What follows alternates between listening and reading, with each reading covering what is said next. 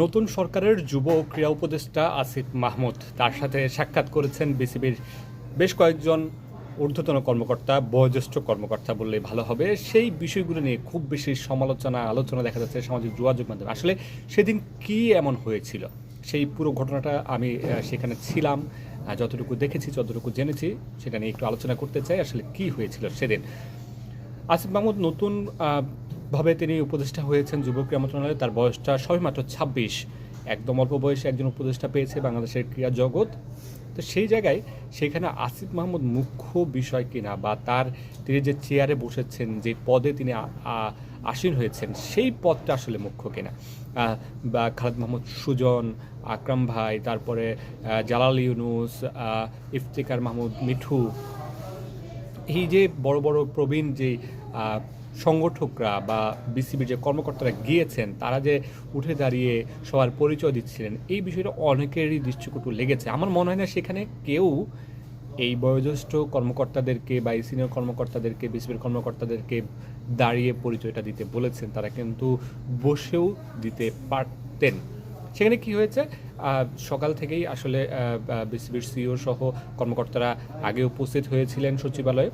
পরে নির্ধারিত টাইমে বা ১০টার ঠিক আগ মুহূর্তে আসিফ মাহমুদ তিনি সেখানে যান এবং তিনি তার রুমে প্রবেশ করেন। সেখানে সবাই ছিলেন।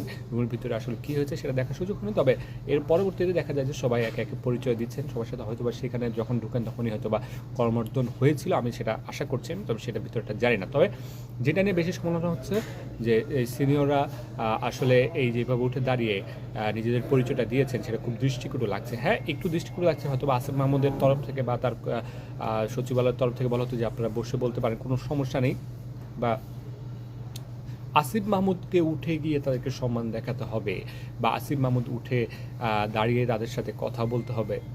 এই বিষয়টা যারা আশা করছে না, এটা একেবারে একটু ভিন্নধর্মী আশা। এরকম আশা করাটা আমার মনে হচ্ছে একেবারে অহেতুক।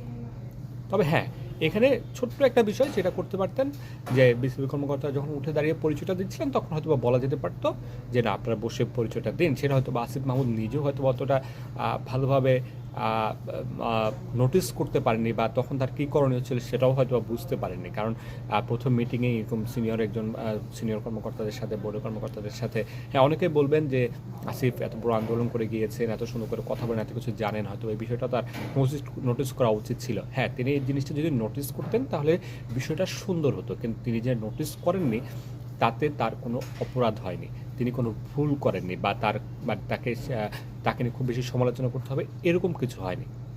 তিনি যেটা করেছেন সব কিছু ঠিক আছে। বিসিবির কর্মকর্তা যেটা করেছেন সেটাও ঠিক আছে। বিসিবির কর্মকর্তারা দাঁড়িয়ে পরিচয় না দিয়ে সুন্দর করে বসেও বলতে পারতেন, তাতে আশা করি যে কিছুই হতো না। কিন্তু ওই যে আমাদের যে কিছু বিষয় আছে, আমাদেরকে বেশি একটু আন্তরিকতা দেখাতে হয়, বেশি একটু নিজের যেটুকু থেকে তার থেকে একটু বেশি দেখানোর যে বিষয়টা, সেটা হয়তো বা কাজ করেছে কিনা আমি জানি না।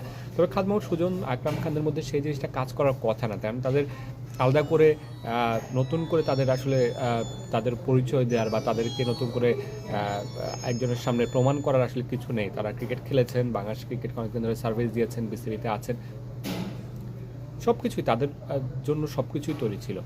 সব কিছু মিলে যেটা নিয়ে খুব বেশি আলোচনা সমালোচনা হচ্ছে, এটা আসলে ওরকম বড় কোনো বিষয় না যেটা নিয়ে আলোচনা সমালোচনা হওয়ার মতো বিষয় আছে। নতুন একজন দায়িত্ব পেয়েছেন, তিনি তার জায়গা থেকে কাজ করবেন, বাংলাদেশের খেলাধুলাকে এগিয়ে নিয়ে যেতে তিনি তার কাজটা করে যাবেন। যারা আছেন অন্য অন্য পদে, অন্যান্য ফেডারেশন, অন্যান্য ফেডারেশনগুলোতে, তারা তাদের কাজটা করবেন। খুব বেশি আবেগ আপ্লুত না হয়ে বাস্তবভাবে কাজ করাটাই ঠিক। কারণ আসিফ বয়সে ছোট হলেও তিনি যে জায়গাটা আছেন, সেই জায়গাটা, যে পদটা, সেটা অনেক বড় পদ। সেইখানে আসলে খুব বেশি উন্নয় বিনয় করার সুযোগ নেই। আপনাকে একটু স্ট্রং থাকতে হবে, শক্ত থাকতে হবে, না হলেই আপনাকে পেয়ে বসবে অন্যরা। আপনি বিষয়টা কন্ট্রোল করতে পারবেন না, হোল সিনারিওটা কন্ট্রোল করতে পারবেন না। সেই জায়গায় আপনাকে কিন্তু একটু স্ট্রিক্ট থাকতেই হবে, এবং যারা আছেন কর্মকর্তারা, তারা কিন্তু গিয়ে নিজেদের মতো করে নিজেদের কাজটা করতে পারেন। সেখানে আসলে বাড়তি কোনো কিছু দেখানোর প্রয়োজন আছে বলে আমার মনে করি না। ভালো থাকবেন, সুস্থ থাকবেন, আপনাদের আশপাশে যারা আছেন তাদেরকে ভালো রাখার চেষ্টা করবেন, নিশ্চয়ই কারো ক্ষতির কারণ হয়ে দাঁড়াবেন না। আল্লাহ হাফিজ।